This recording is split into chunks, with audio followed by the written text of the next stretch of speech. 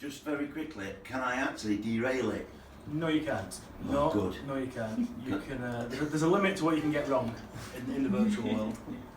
And genuinely, how useful a tool is this for somebody that comes here and wants to be a tram driver? It's massively useful. Useful for both parties. Useful for them because it gives them a route knowledge basically. It lets them learn the line and learn the speed, learn the gradients, learn the curves. It gives them a real good understanding of a line. And useful for us because we can do it very quickly and without actually being on the network. Okay, does it have sound effects? It does, yeah, it does have whistle and some tram noise, yeah. Okay, let's go. Yay! Sorry, I am grown up. And it actually looks like Derker. It actually is, because I know the stop, so I know where I am. The big wall on one side. I'm heading inbound into Manchester. You're heading inbound into Manchester, so you're at Derker and you're heading towards Oldham Town Centre. Right, what am I doing now? So basically, you've got your tram whistle there.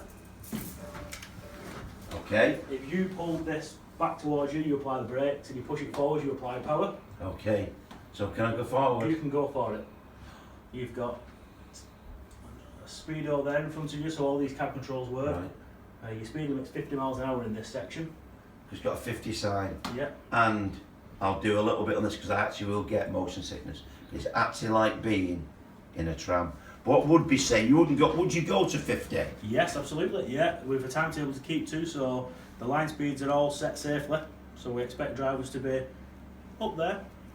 What sort of anticipation do I need now for braking though? Because I'm doing 40 mile an hour just. So the way it works is anywhere where you've got a slower speed restriction, we apply a slower speed restriction well in advance, and this will help you learn where to apply the brakes. So I'm going to know now what to do. Coming down a slight gradient, aren't I? Am I going too fast? Yes. Is the answer to that question? You're just coming into Oldham Months now. Right, so I've got the brakes on full on now. There's your signal.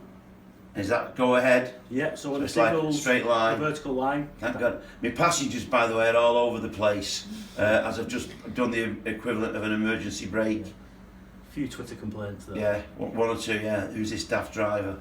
This is amazing. So I'm now coming in to Oldham Mumps. And again, what would be a safe side? I'm doing like 10 mile an hour, is that right? 10 mile an hour is the perfect speed. Oh, I knew that.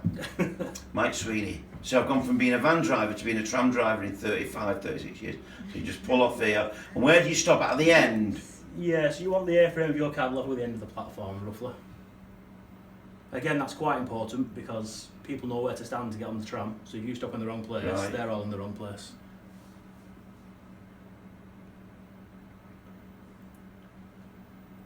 That's it, just pull forward a little bit.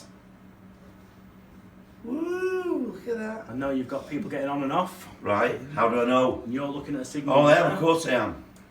and you'll see people in your mirrors getting on and off. Right. And when you're ready to leave, if you press this button, and this is the tram driver's favourite button, this is the button that turns the traffic lights red and gives the tram a green. Okay. It was just like a grown-up's version of playing with kids' train set, albeit full size.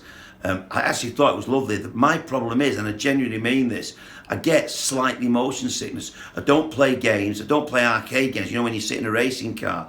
So I found it a bit weird. However, it was quite exciting. The only downside to it was apparently I thought I did rather well, to be honest, but apparently I'm not that good.